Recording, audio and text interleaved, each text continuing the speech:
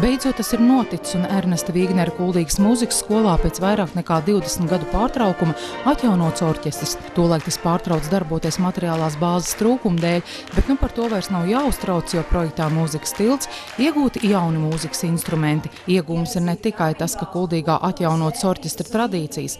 Kolektīvā muzicēšana palīdz arī personības attīstībā. Ir lielāka motivācija muzicēt un darboties ar mūziku. Nākošais iegūms ir smadzeņu darbība, abu pusložu aktivizācija, sinhronizācija un principā smadzeņu darbības uzlabošanās un augstāko domāšanas spēju pilnveidi. Zinātne līdz kam ir nonākuši šobrīd, kam mums vajadzētu pievērst uzmanību. Ja? Šis gan nav vienīgais ieguvums. Kuldīgas mūzikas skolā ir arī iespēja strādāt ar Sibēlijus nošu rakstīšanas un astrādes programmu, kā arī izmantot interaktīvas metodes. Es domāju, ka tas agrāk vai vēlāk notiks visās Latvijas mūzikas skolās, un līdzīgi kā vispār izglītojošās skolās, arī mūzikas skolās šī apmācība būs tādā veidā, kā mēs šodien arī skatījāmies. Pirmkārt, man nav ļoti jāmeklē materiāli, visur jāstaigā pa bibliotekām vai kur mēs to visu atrodam interneta resursos. Bērnam, manuprāt, ir svarīgi tas, ka mēs to visu vizualizējam uz tāfelēm. Viņam tā informācija daudz saprotamāka, daudz sataustāmāka, ka viņš viņu redz. Kā šī Sibēlijus programma var palīdzēt? Tas ir vistiešākā mērā saistīts ar visu teoriju, kas bērniem ir jāzina, ko viņi mācās praktiski no 1. klases. Intervāli, akordi un nosaukumi, visu šīm lietām, tas ir ļoti, ļoti saistīts, un viņiem tas ļoti palīdzēja, es tā domāju. Mēs varam atjaunot nošu biblioteku, kas ar laiku nolietojās, un dažkārt nots ir tur, piemēram, korim, ka daudz rakstīts ar roku. Šobrīd ir iespēja kādā ziņā pārrakstīt un atjaunot tieši nošu materiālu. Skolotājiem ir iespēja aranžēt visdažādījos salikumus, kāds no viņiem klasē ir ansamblis, sastāvs, instrumenti. Tā ir brīnišķīga iespēja, es domāju. Projekts Mūzikas tilts noritēja 2 gadus sadarbībā ar Hivinkā mūzikas skolu Somijā. Pirmkārt, mēs skatāmies, kādi ir projektu piedāvājumi, un mēs redzam, ka ir tāda iespēja sadarbībai, tad arī sākām laicīgi meklēt sadarbības partnerus. Tika izsūtīti ļoti daudz simtiem e-pasta, bet šī Somijas skola bija vienīgā, kas atsaucās. Tā bija iespēja arī iepazīt mūzikas mācīšanas metodas šai valstī, un viena no tādām, par kuras ieviešanu arvien vairāk jādomā arī Latvijā, ir improvizācija. Tas ir ļoti labs veids, kā sākt spēlēt. Piemēram, es sagatavoju attēlu un lūdzu pēc tā spēlēt, iztēloties, kā piemēram vāvere ātri un viegli pārvietojas. Un tas ir vienkārši. Skolēns jūtas ērti un droši un nebaidās no instrumenta. Projekta noslēgumā tika rīkot arī konference Radošums un inovācijas bērnu un jauniešu mūzikas apmācībā. Šeit speciālisti dalījās pieredzē gan jau par pieminēto kolektīvās muzicēšanas nozīmi, gan improvizāciju kā metodu apmācībā.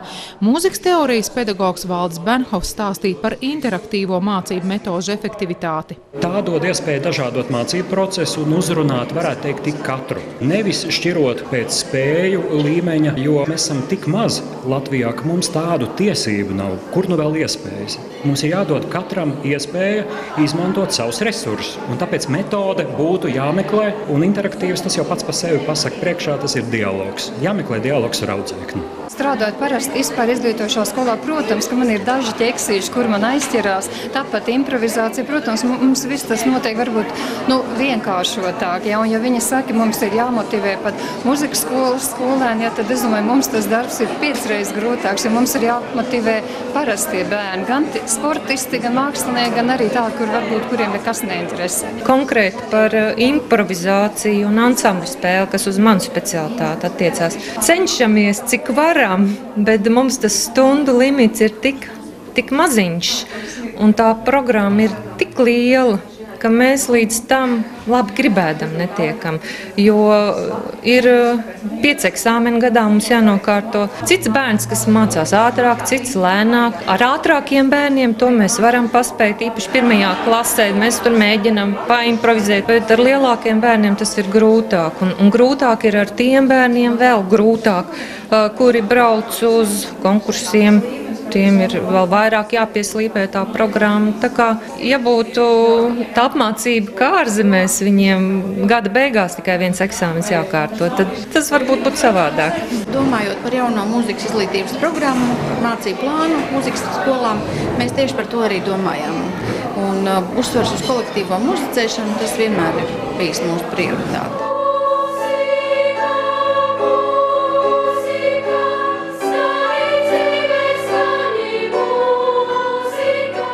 Viesojoties vienam pie otra, bija izveidot arī apvienotie orķestru un kori.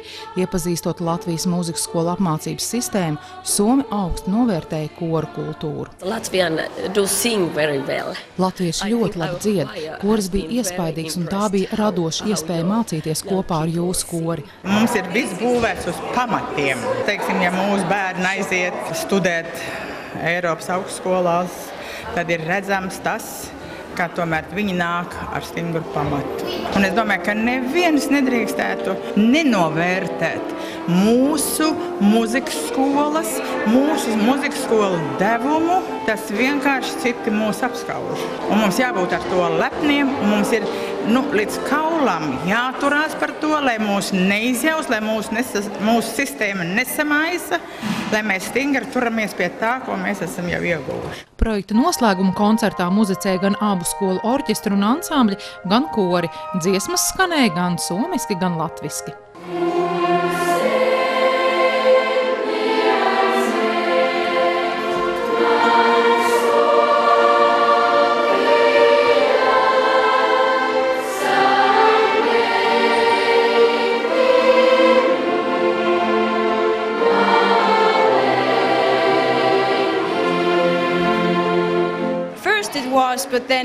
Sākumā bija grūti iemācīties dziesmas latviski. Neesmu pārliecināta par izrunu, bet labi ir tas, ka jāizrunā tā, kā uzrakstīts.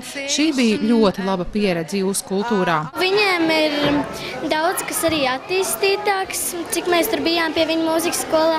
Viņiem jau mūzikas skolās ir ar visiem mikrofoniem un var jau mēģināt, ka jau koncertos uzstātos. Kas atkal jums ir foršāks? Mums? Mums skolotāja ir ļoti jauka. Mēs ieguvām, ka mēs apazināmies tuvāk, mēs ieguvām jaunas draugus arī no Somijas. Un, protams, arī tas, kā mēs dziedām un vienkārši kopā mums labi arī iznāk. Jā.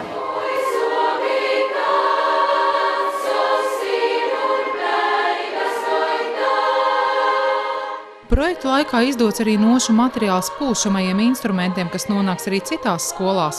Projekts Mūzikas tilts Kuldīgas un Hivenkā mūzikas skola sadarbība tapis Latvijas-Somijas pārrobežu sadarbības programmā.